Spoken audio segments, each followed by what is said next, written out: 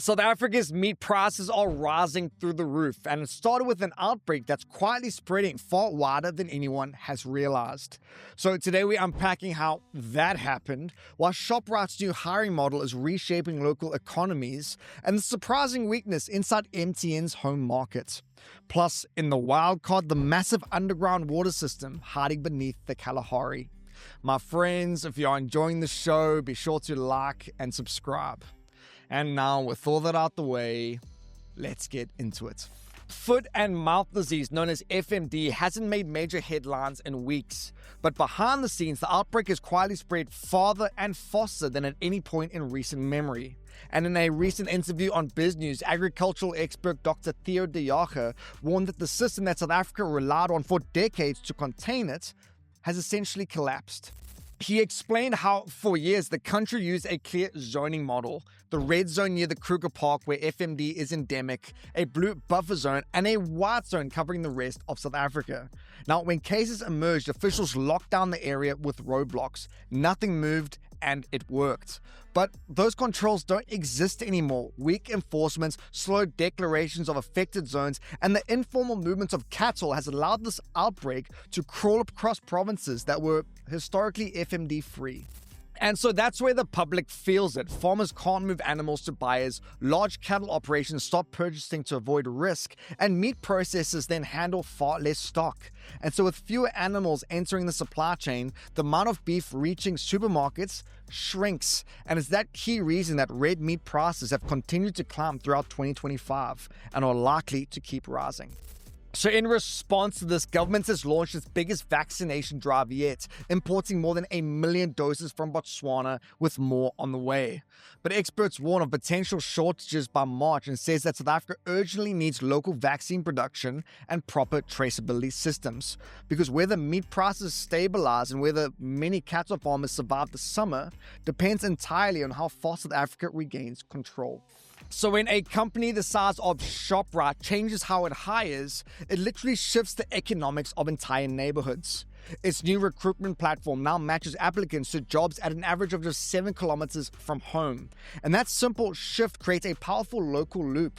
You see, when workers don't spend a chunk of their salaries on taxis, more of that money stays in the community. You see, parents get home earlier, local shops benefit, and people are also less likely to quit because the job is more physically reachable, all of which makes the community more economically stable. Now, analysts say it's one of the few corporate interventions that directly lowers the hidden costs of lower income communities. We're talking long commutes, risky transport, and jobs that are often too far away to maintain. And so for Shoprite, the loop also works in reverse too: better attendance, lower churn, and a ready-made talent pool whenever a new branch opens. Now, understandably, critics say it could unintentionally exclude good candidates in need of jobs who live further away, especially in rural areas where store density is low. But supporters say that hiring closer to home remains one of the fastest, most practical ways to lift local communities, not in theory, but in practice. MTN's latest update paints a split-screen picture. We have a group that is booming across Africa and a South African business that is quietly becoming the outlier. You see, across the continent, MTN is booming. Nigeria's service revenue is up 57%, Ghana is up 36%, and group data revenue has surged by more than 35% on the back of exploding mobile money usage. It's the kind of growth you'd expect from a company tapping into the young, fast digitizing markets. But back home, it's a different story. MTN South Africa is earning less than it did a year ago, mostly because the parts of the business that used to carry it, things like traditional phone calls, airtime bundles, and small digital add-ons, are shrinking fast. And the customers who do spend more money, those who are on like contracts or using home broadband, are growing nicely, just not fast enough to offset the slowdown everywhere else. And here's why that matters. South Africa is MTN's most competitive market. Vodacom is squeezing the prepaid base, Telkom is undercutting fiber with these aggressive data bundles, and every consumer is cost-cutting wherever they can.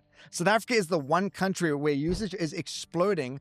Data traffic is up 25%, but spend isn't keeping up. So while MTN is winning across Africa, its home market is now its toughest fight. And before we cruise on to our Bagel Bite of the day, Here's a couple other headlines worth knowing. For starters, South Africa is racing to secure a G20 leaders declaration, which is this final statement that all countries agree on, even though the US is skipping the summit. With 42 nations still attending, our government says that the meeting can't stall because one chair is empty. The Springboks 2026 schedule just got bigger. England, Scotland, and Wales will tour South Africa in July as part of this new Nations Championship, a global tournament pitting the top 12 rugby nations against each other for hemispheric dominance. And jet fuel shortages in Cape Town have airlines considering flight cancellations after suppliers were blocked from accessing fuel reserves at the port. Industry groups warn that this month-long dispute with SARS could disrupt travel and raise costs. And on to our bagel bite of the day. Let's see what you got. The question is, which substance is measured on the Scoville scale? Is it A, sweetness, B, spiciness, or C, bitterness? We'll give you the answer at the end of the show. And on to our wildcard section. Beneath the red dunes of the Kalahari sits something that most South Africans have never heard of. One of the largest hidden water systems on the continent. It's called the Shoprite Aquifer, essentially a vast underground reservoir spread across South Africa, Namibia, and Botswana, storing water that seeped in thousands of years ago. Now, this isn't some small pocket of moisture. The system stretches across more than 80,000 square kilometers. And in some sections, the water is so old that it dates back to a time when the Kalahari was essentially a wetland. And so in a region where surface water evaporates almost instantly, this underground supply is the reason that certain desert towns and farms can exist at all. But here's the challenge. It's a shared resource. 3 countries draw from the same ancient water, and unlike a river, it doesn't refill quickly.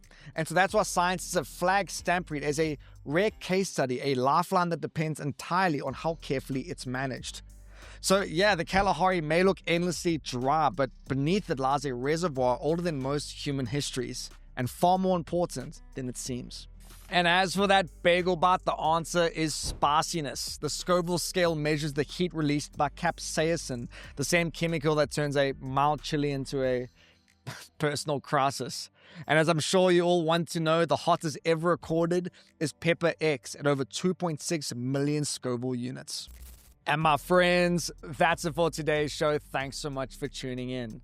This is your weekly reminder that if you do prefer your news on the go, whether you're running or driving or partaking in a chili contest, you can find us on both Spotify and Apple Podcasts. Links to both those are either in our description below or our bio.